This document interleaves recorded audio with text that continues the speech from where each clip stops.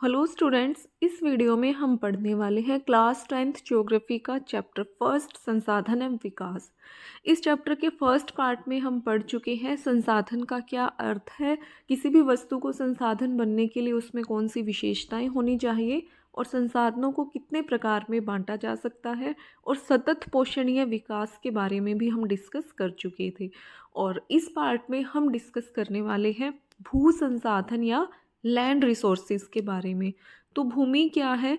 एक महत्वपूर्ण प्राकृतिक संसाधन है, एक नेचुरल रिसोर्स है जो हमें प्रकृति से मिला हुआ है।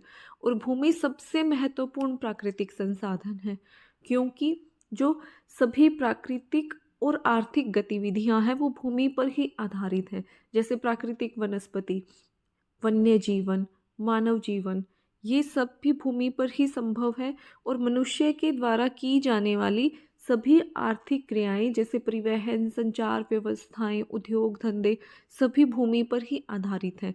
इसलिए भूमि सबसे महत्वपूर्ण प्राकृतिक संसाधन है।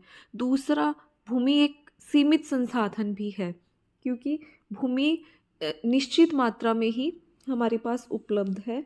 इसे हम किसी भी प्रकार से बढ़ा नहीं सकते, ना ही कोई ऐसी संभावना है कि कल को इसकी मात्रा बढ़ जाएगी। इसलिए एक सीमित संसाधन होने के कारण हमें इसका सावधानी से और योजनाबद्ध तरीके से, प्लान्ड वे से हमें इसका प्रयोग करना चाहिए। अब हम देखेंगे कि भारत में भूमि संसाधन किस प्रकार से उपलब्ध है। तो भारत में लगभग 43% जो भू क्षेत्र है वो है मैदानी, जो कि कृषि और उद्योगों के विकास के लिए सुविधाजनक है। मैदानी यानी कि जो भौगोलिक क्षेत्रफल समतल है, तो समतल भूमि पर कृषि करना, उद्योगों का विकास करना, सड़कें बनाना, रेलवे लाइनें बिछाना आसान है। और भारत का लगभग 30% भौगोलिक क्षेत्रफल कैसा है? पर्वतीय है, जो 12मासी नदियों के प्रवाह को सुनिश्चित करते हैं। जैसे जो हिमालय का पर्वतीय क्षेत्र है, यहाँ से पूरा साल बहने वाली नदियाँ बहती हैं, 12मासी नदियाँ यानी जो पूरा साल बहती हैं। और ये जो पर्वतीय क्षेत्र है, 12मासी नदियाँ हमें देने के साथ साथ पर्यटन के विकास के लिए भी ये अच्छी परिस्थितियाँ प्रदान करते हैं। और ये जो पारिस्थितिकी है, इकोलॉजिकल साइकिल है, उसे भी बनाए रखने में जो पर्वतीय क्षेत्र है वो महत्वपूर्ण भूमिका निभाते हैं। और बाकी का जो 27% क्षेत्र है वो पठारी क्षेत्रफल है। पठारी से हमारा क्या अभिप्राय है कि वो है तो पर्वतों की तरह कठोर, लेकिन वो पर्वतों की तरह इस तरीके से चोटियों के रूप में नहीं है, वो समतल है टेबल की तरह। लेकिन ये मान लीजिए मैदानी क्षेत्र है तो ये पठारी क्षेत्र है। तो ये समतल से, तो जो मैदानी क्षेत्र से तो ऊंचा होगा लेकिन कठोर है। ये यहाँ ज़्यादातर खनिज पाए जाते हैं हमारे देश के। तो जो 27% हिस्सा है वो है पठारी। यहाँ खनिज, जीवाश्म ईंधन और वन, जंगल पाए जाते हैं। तो ये है एक मोटा मोटा भारत के भूमि संसाधन का प्रारूप कि किस प्रकार से भारत में भूमि संसाधन का वितरण है। अब हम देखेंगे भूमि उपयोग। भौगोलिक प्रक्रिया जिसके अनुसार भूमि का प्रयोग विभिन्न आर्थिक गतिविधियों के लिए किया जाता है। तो भूमि उपयोग से क्या अभिप्राय है हमारा कि भूमि का उपयोग हम किस प्रकार की आर्थिक गतिविधियों के लिए कर रहे हैं, उसे उसका भूमि उपयोग कहा जाएगा या लैंड यूज कहा जाएगा। भूमि उपयोग को निर्धारित करने वाले तत्व कौन से हैं? वन। जिस क्षेत्र में वन पाए जाएंगे उस क्षेत्र का जो भूमि उपयोग है वो अलग प्रकार से होगा। जैसे उद्योगों के लिए लकड़ी काटी जाएगी, ईंधन के लिए लकड़ी काटी जाएगी। तो वन वन जो क्षेत्र होगा वो पेड़ों से आच्छादित एक विशाल क्षेत्र होगा। कुछ भूमि ऐसी होगी जो कृषि के लिए अनुपलब्ध होगी, यानी कि बंजर या कृषि अयोग्य भूमि, गैर कृषि प्रयोजनों में लगाई गई भूमि, इमारतें, सड़क, उद्योग आदि। तो ऐसी भूमि जो बंजर है, जहाँ अच्छी फसल नहीं हो सकती, या फिर दूसरे उद्देश्यों जैसे कि आवास के लिए अगर भवन, बिल्डिंग्स बनाई जा रही हैं, इमारतें बनाई जा रही हैं, सड़कें बनाई जा रही हैं, इंडस्ट्रीज लगाई जा रही हैं, तो उस भूमि को हम कहेंगे कि वो कृषि के लिए उपलब्ध नहीं है। तीसरा है प्रतिभूमि। प्रतिभूमि वो भूमि है जहाँ एक वर्ष या उससे कम समय से खेती ना की गई हो। इस भूमि को कुछ समय के लिए खाली छोड़ दिया जाता है ताकि उसकी उपजाऊ क्षमता में वृद्धि हो जाए। अन्य प्रति, जहाँ 1-1.5 साल से खेती, एक से 5 साल तक खेती ना की गई हो, उसे अन्य प्रति कहा जाता है। इसे ज़्यादा लंबे समय के लिए खाली छोड़ा जाता है। अन्य कृषि योग्य भूमि स्थायी चरागाहें, यानी कि जो पशुओं को चराने के लिए जगह खाली रखी जाती है।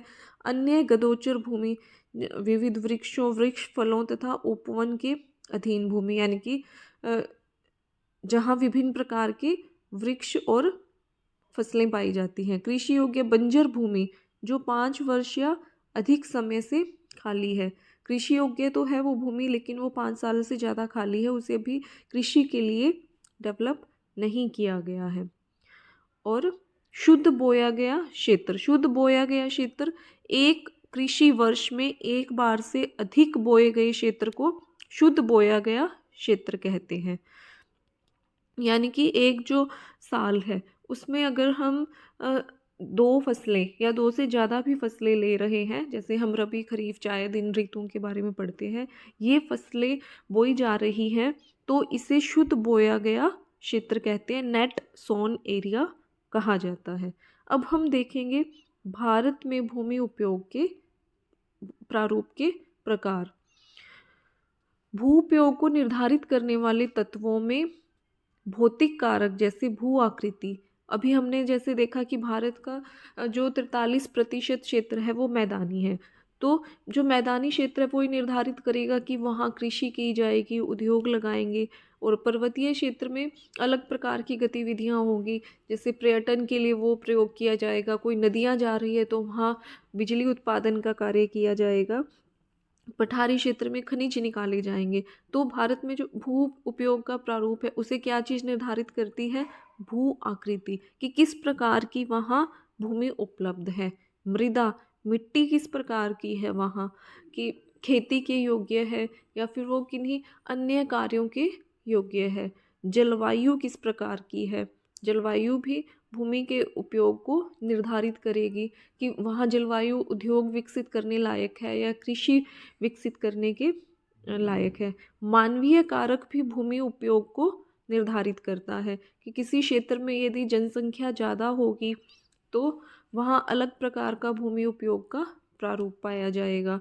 प्रौद्योगिक क्षमता, किसी देश की जो टेक्नोलॉजी की कैपेसिटी है वो कितनी है। अगर टेक्नोलॉजिकली वो एडवांस्ड है तो उसी भूमि को वो अच्छे ढंग से यूज़ कर पाएंगे। खेती अगर वो करेंगे तो उससे ज़्यादा फसलें ले पाएंगे, वहाँ गहन खेती की जाएगी। और टेक्नोलॉजी में अगर वो देश एडवांस्ड है तो वो खेती की बजाय हो सकता है वहाँ उद्योग ज़्यादा लगाए जाएं। संस्कृति, उस देश की संस्कृति कैसी है कि वो कृषि प्रधान है, उद्योग प्रधान है, किस प्रकार की गतिविधियों को वहाँ महत्व दिया जाता है संस्कृति और परंपराओं में। तो इन अलग अलग पॉइंट्स को हम पेपर में हेडिंग बना के डिटेल में हम इस पे बड़ा क्वेश्चन भी लिख सकते हैं। जैसे भू आकृति एक पॉइंट हो गया, मृदा दूसरा, जलवायु तीसरा, मानवीय कारक चौथा, प्रौद्योगिक क्षमता पांचवा, संस्कृति और परंपराएं छठा। इस प्रकार से हम इस पर एक बड़ा क्वेश्चन भी अटेम्प्ट कर सकते हैं। अब हम देखेंगे भूमि निम्नीकरण, यानी कि लैंड डिग्रेडेशन। भूमि की जो गुणवत्ता है उसका कम होना क्या कहलाता है? भूमि निम्नीकरण, उसकी क्वालिटी का कम होना। तो इसके कारण क्या है? खनन, जैसे कि हमने देखा कि जो भारत का पठारी क्षेत्र है, 27% जो भू क्षेत्र है पठारी है, वहाँ क्या पाए जाते हैं? खनिज पाए जाते हैं। तो ऐसे क्षेत्रों में खाने बनाकर वहाँ से खनिज निकाले जाते हैं, लोहा, कोयला, तांबा, सोना, चांदी, इस प्रकार से। तो खानों के कारण उस क्षेत्र की जो भूमि है वो कमज़ोर हो जाती है, खानों में बम विस्फोट किए जाते हैं। तो खनन भी क्या है? भूमि निम्नीकरण का, भूमि की क्वालिटी या गुणवत्ता कम होने का एक प्रमुख कारण है। अति चारण, यानी कि अति पशु चारण, किसी क्षेत्र में यदि बहुत ज़्यादा पशुओं को चराया जा रहा है तो वहाँ की जो भूमि की गुणवत्ता है वो कम हो जाएगी। अति सिंचाई, जैसे कि पंजाब में हम देखते हैं कि गेहूं और चावल की फसलों के लिए बहुत ज़्यादा सिंचाई की जा रही है। ज़्यादा सिंचाई से मिट्टी में लवण की मात्रा बढ़ जाती है और जितना वो फसल हमें दे सकती है उसकी उत्पादन की क्षमता है वो कम हो जाती है। औद्योगिक प्रदूषण, उद्योगों में जो प्रदूषक तत्व निकलते हैं उन्हें भूमि में यदि गाड़ दिया जाए या भूमि पर यूं ही फेंक दिया जाए, इससे भी भूमि की जो उपजाऊ क्षमता है वो कम होती है। वनोन्मूलन यानी कि वनों के काटे जाने के कारण भी भूमि की उपजाऊ क्षमता कम होती है। भूमि की जो ऊपरी उपजाऊ परत है वो बारिश के साथ बह जाती है। वन मिट्टी के कणों को अपने साथ बांधे रखते हैं। यदि हम वनों को काटते जाएंगे तो बारिश के कारण, आंधी के कारण मिट्टी का अपरदन होगा और उसकी उपजाऊ परत बह जाएगी। अब हम देखेंगे भारत में मृदा संसाधन के बारे में। तो मृदा क्या है? एक महत्वपूर्ण प्राकृतिक संसाधन है। मृदा यानी कि मिट्टी। मिट्टी में ही खेती होती है और मिट्टी कई जीवों का प्राकृतिक आवास भी है। तो भूमि की जो ऊपरी परत है उसे मृदा या मिट्टी कहा जाता है। और ये भूमि की ऊपरी परत यानी कि मृदा ही हमारे जीवन का आधार है, क्योंकि इसी में ही सभी प्रकार की फसलें बोई जाती हैं और इसमें कई प्राकृतिक जीव भी रहते हैं। तो मिट्टी का निर्माण किस प्रकार से होता है? मृदा का निर्माण एक बहुत ही धीमी प्रक्रिया है। इसका अंदाजा इस बात से लगाया जा सकता है कि केवल 1 सेंटीमीटर मिट्टी के बनने में ही हजारों वर्ष लग जाते हैं। मिट्टी का निर्माण कैसे होता है? शैलों के अपघटन यानी कि शैलों के टूटने फूटने से होता है।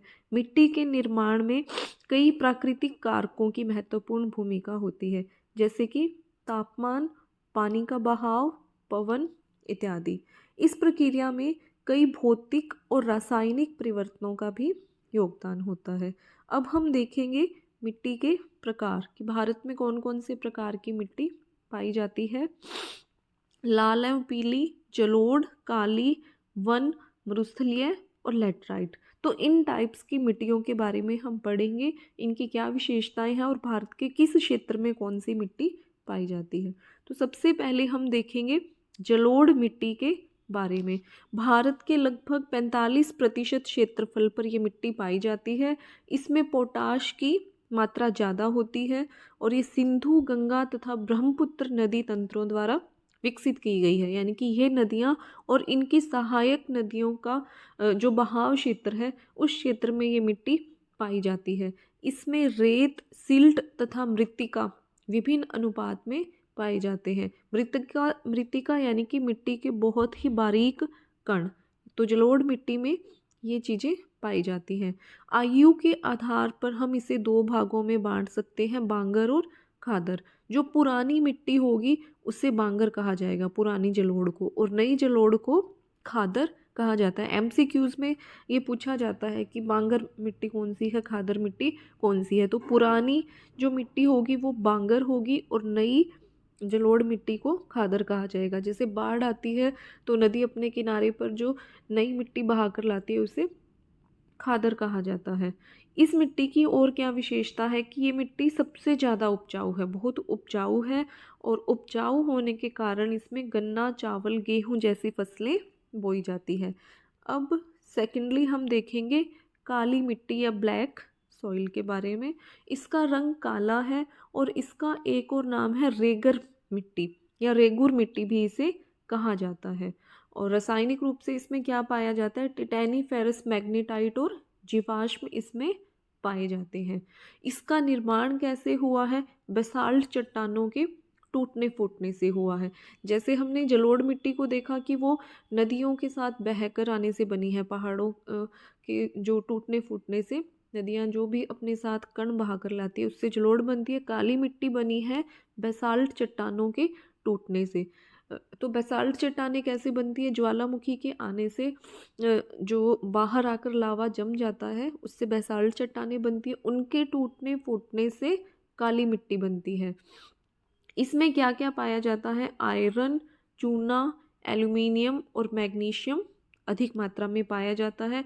कपास की खेती के लिए सबसे ज़्यादा उपयुक्त है। तो काली मिट्टी की एक विशेषता ये सबसे महत्वपूर्ण है या फिर ये क्वेश्चन भी हमसे पूछा जा सकता है कि कपास की खेती किस मिट्टी में होती है? काली मिट्टी में।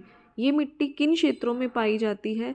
महाराष्ट्र, सौराष्ट्र, मालवा, मध्य प्रदेश और छत्तीसगढ़ के पठारों में पाई जाती है। अब हम देखेंगे लाल और पीली मिट्टी। इसमें लोहे के कणों की अधिकता के कारण इसका रंग लाल है और कहीं कहीं पीला भी है। इस मिट्टी की प्रकृति क्या है? अम्लीय है, एसिडिक है। चूने के इस्तेमाल से इस मिट्टी की उर्वरता को बढ़ाया जा सकता है। और ये कहाँ पाई जाती है? उड़ीसा, छत्तीसगढ़, मध्य गंगा के मैदान, गारो, खासी व जैंतिया के पहाड़ों पर ये मिट्टी पाई जाती है। इसके बाद है लेटराइट मिट्टी। ये ज़्यादा तापमान और अधिक वर्षा वाले क्षेत्रों में विकसित है। भारी वर्षा से अत्यधिक निक्षालन के कारण ये मिट्टी बनती है। निक्षालन का क्या अर्थ है? कि ज़्यादा वर्षा के कारण जब मिट्टी के जो उपजाऊ तत्व हैं वो बहकर नीचे चले जाते हैं, इस प्रक्रिया को निक्षालन या लीचिंग कहा जाता है। और ये मिट्टी चाय और काजू के लिए उपयुक्त है। और कर्नाटक, केरल, तमिलनाडु, मध्य प्रदेश, उड़ीसा, असम के पहाड़ी क्षेत्रों में ये मिट्टी पाई जाती है। हिली एरियाज़ में जो लेटराइट मिट्टी है वो पाई जाएगी और चाय और काजू की खेती के लिए उपयुक्त है। इसके बाद है मरुस्थलीय मृदा। मरुस्थलीय मिट्टी का रंग होगा लाल और भूरा, रेतीली होगी, लवणीय होगी। इस मिट्टी के कण बड़े होंगे। शुष्क जलवायु और उच्च तापमान के कारण जल वाष्पन की दर इसमें अधिक होगी। ये जो राजस्थान का शुष्क जलवायु वाला क्षेत्र है, जहाँ अधिक तापमान रहता है और वर्षा कम होने के कारण शुष्क जलवायु है, उस क्षेत्र में ये मिट्टी पाई जाती है और इससे जल के वाष्पन की दर अधिक होती है। इसमें ह्यूमस यानी कि जो जीवाश्म हैं उनकी मात्रा कम होगी, नमी की मात्रा भी इस मिट्टी में कम होगी। उचित सिंचाई प्रबंधन के द्वारा इसे उपजाऊ बनाया जा सकता है, यानी कि नहरें वगैरह विकसित करके इस भूमि को खेती लायक बनाया जा सकता है।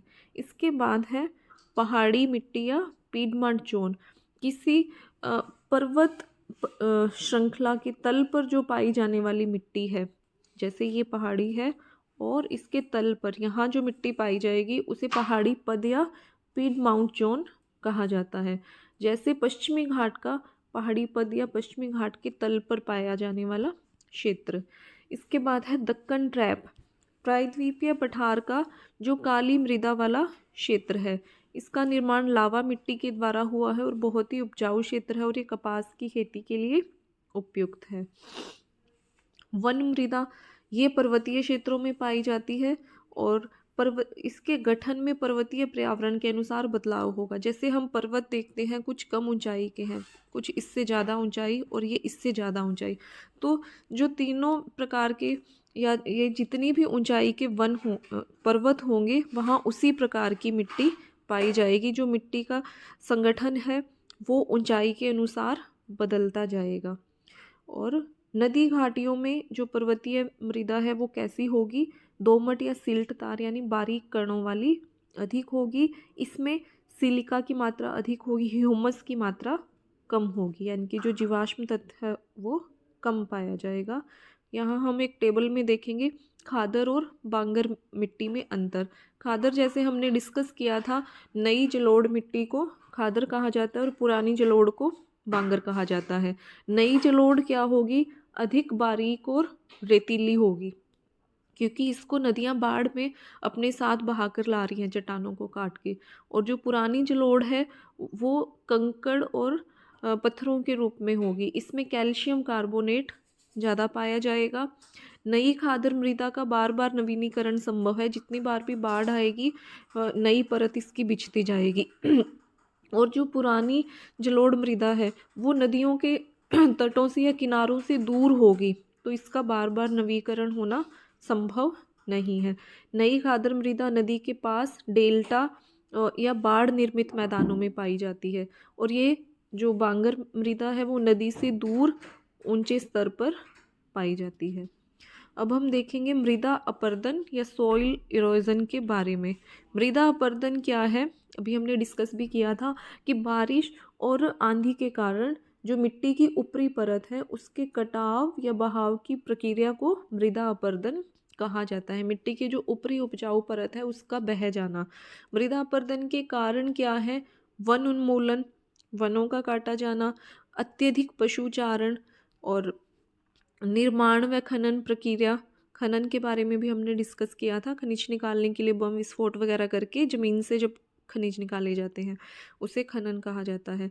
निर्माण यानी कि वहाँ जंगलों को काट करके खेती करना या फिर भवन बनाना, कारखाने बनाना, इससे भी मिट्टी का अपरदन होता है। प्राकृतिक तत्व जैसे पवन, पतन नहीं, यहाँ पवन आएगा, पवन, हिमनदी और जल, ये भी मिट्टी की उपजाऊ परत को बहा कर ले जाते हैं। कृषि के गलत तरीके, जिस क्षेत्र में जिस तरफ की हवा चल रही है या तो उसी डायरेक्शन में यदि इस प्रकार से जुताई की जा रही है, ऐसे ही हवा चलेगी तो मिट्टी के कण उड़ जाएंगे। या फिर जो ढलान वाला क्षेत्र है, इस तरीके से यदि जो पर्वतीय क्षेत्र है उसके ढलान इस प्रकार से है और इस पर इसी प्रकार से खेती की जा रही है तो यहाँ भी जो मिट्टी के उपजाऊ परत है वो बह जाएगी। पवन द्वारा मैदान अथवा जो ढालू क्षेत्र है वहाँ से मिट्टी को उड़ा ले जाना। जो आंधियाँ चलती हैं, कई बार चक्रवात आते हैं, वो भी मिट्टी की उपजाऊ परत को इस तरीके से, जो ढाल वाला क्षेत्र है यहाँ से या फिर जो तलीय क्षेत्र है यहाँ से मिट्टी को उड़ा करके ले जाने के कारण भी मिट्टी का अपरदन होता है। अब हम देखेंगे मिट्टी के अपरदन को हम रोक कैसे सकते हैं।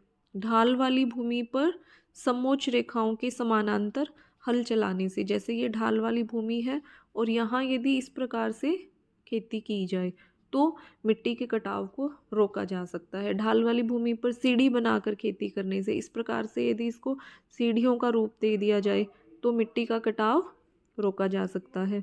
बड़े खेतों को पट्टियों में बांटकर, जैसे ये कोई बहुत बड़ा खेत है, इसे हम इस प्रकार से यदि पट्टियों में बांटते और फसलों के बीच में घास की पट्टी उगाकर, जैसे यहाँ हम घास की पट्टी उगा दें और बीच में फसल बो दें तो मिट्टी का अपरदन हम कम कर सकते हैं। खेत के चारों तरफ पेड़ों को एक कतार में लगाकर, जैसे ये खेत है इसके चारों तरफ इस प्रकार से यदि हम पेड़ों को लगा दें तो मिट्टी का कटाव रोका जा सकता है। बहुत अधिक पशुचारण को रोक कर भी हम मिट्टी के अपरदन को रोक सकते हैं। अब हम देखेंगे मिट्टी में बनने वाली कुछ आकृतियाँ। अवनालिकाएँ। अवनालिकाएँ क्या है? बहता हुआ जल जब मिट्टी को काटते हुए गहरी वाहिकाएं बनाता है, मिट्टी में गहरी नालियाँ बन जाती है, उसे क्या कहते हैं? अवनालिकाएं कहा जाता है।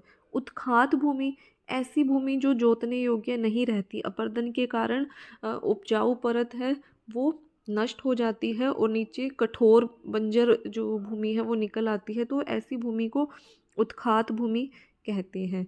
खड्ड भूमि, ये भी कृषि के अयोग्य भूमि है। इसमें मिट्टी के अपरदन के कारण बड़े बड़े खड्डे बन जाते हैं। नदियाँ मिट्टी का अपरदन कर देती हैं और खड्डे वहाँ रह जाते हैं। तो चंबल बेसिन में ये भूमि पाई जाती है। चंबल बेसिन में इसे खड्ड भूमि कहा जाता है।